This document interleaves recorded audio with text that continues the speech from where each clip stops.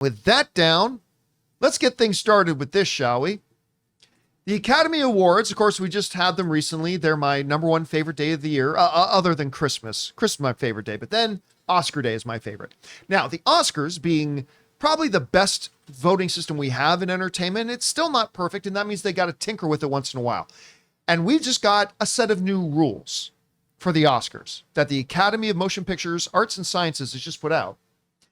And most of it is scheduling, deadline rules, stuff like that, some topics about AI and what have you.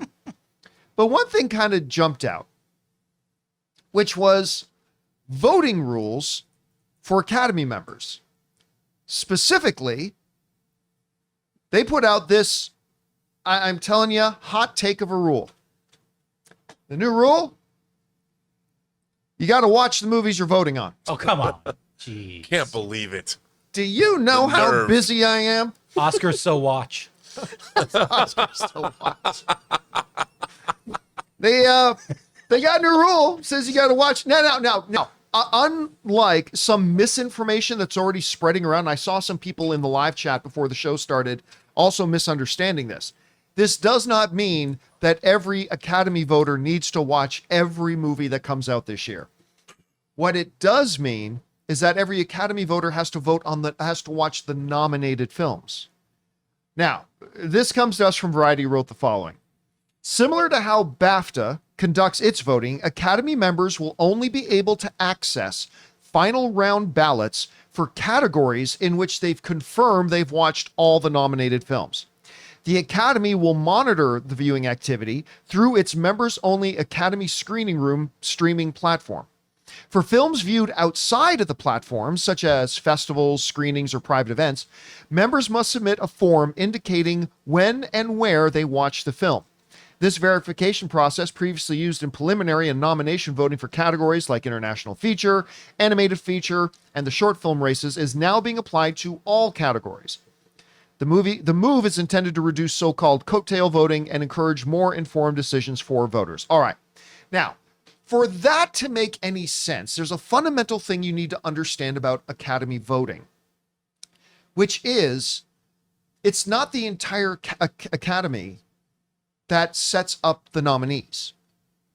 Like if you're a random member in the Academy, you have no say, depending on the branch you're in, on who the nominees are for Best Actor or who the nominees are for Best Director. You have no say in that. What happens is the Academy has a number of branches.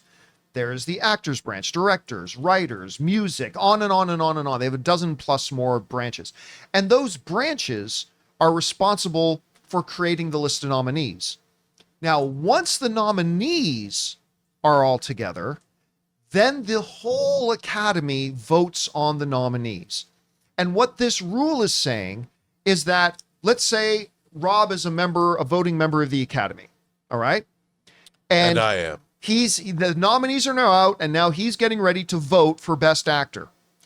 He now must be able to verify that he has seen each of the performances in that category. If he has not, he cannot vote in that category.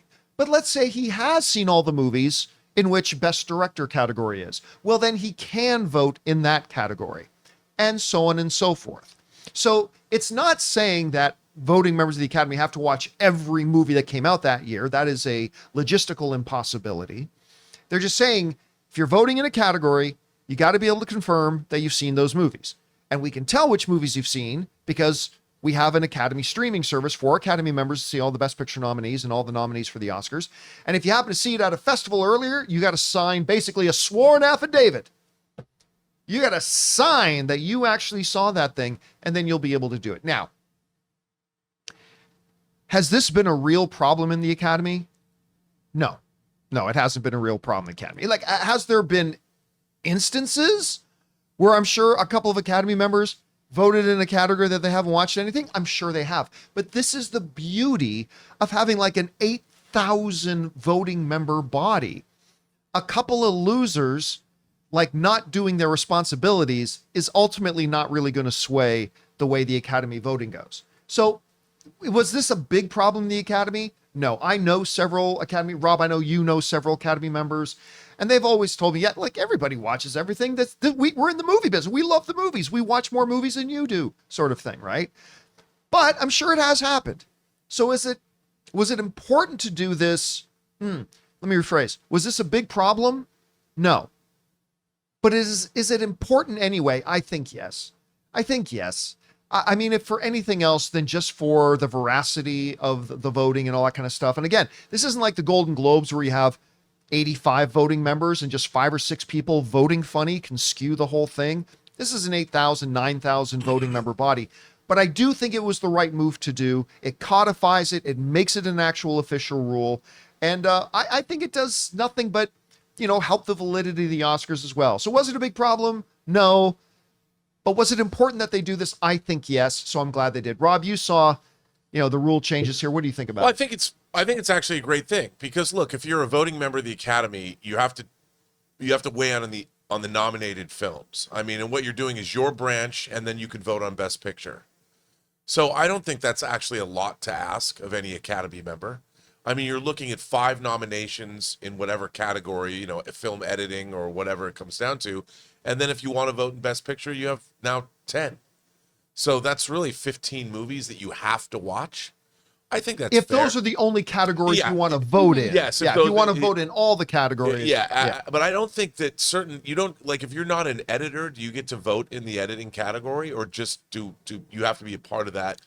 Do you have to No, if you are in the editor's branch, you are a part of the group that puts together the nomination list. And then when it comes to, once all the nominees are set, you get to vote in all the categories, provided now you've seen all the movies in those categories. But I think that's what I mean, is that the category is only 5 films deep.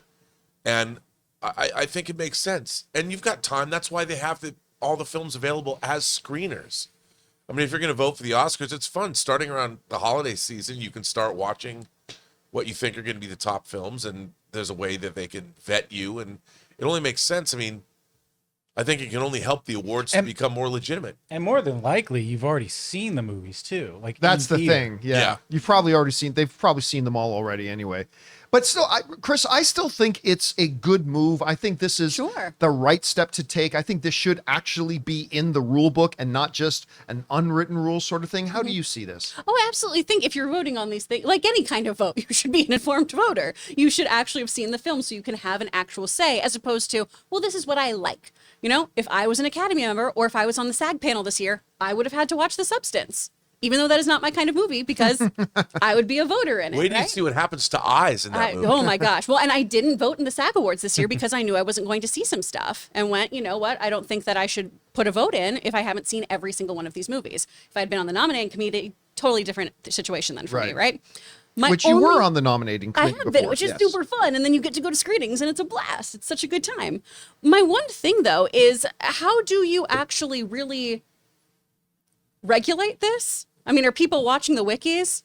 Are reading the wikis instead of seeing the movie? You know what I mean? How are they validating and Well, they checking say everything? they think that they can tell, like most of the members watch these movies through the Academy database, and they can see, oh, yes, Chris Carr did access and then watch these movies. Like you could literally hit play, go do your chores, and then come back. And then it just seems like a lot of effort to avoid watching. Or a movie. if it's the movie you saw at a festival or outside of the streaming service, you have to sign a sworn statement saying that you saw the movie. Okay, that makes a lot more sense then, because I didn't know if this was going to be like, I don't need to watch The Descent. I read the Wikipedia. So, no, you should see it because never, it's awesome. Never. I will never watch that film.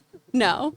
But I'm glad that they actually have something in place for this, because you should be voting on films you've actually seen. And if you're going to be a member of the Academy, you have to put yourself out there and see things that are probably not your normal cup of tea. That's the whole point of being on this board, is to see different types of films and see how they speak to you. You know what I really like? I like the little caveat they made in this that says, hey, look, you don't have to watch every nominated film. You don't have to vote in every single category.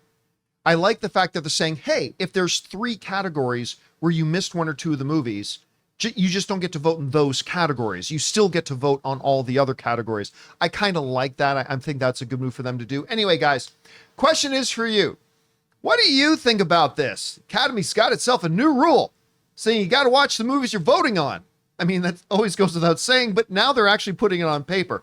I think it's a good move. How do you feel about it? Whatever your thoughts are, jump down to the comment section below and leave those thoughts there. Hey guys, thanks so much for watching this video. Make sure you like the video, leave a comment, and subscribe to our channel. And don't forget, we have a daily podcast called the John Campea Show podcast, available on Apple Podcasts, Spotify, or your favorite podcasting app of choice. Go and subscribe to it today so it'll be there when you need it.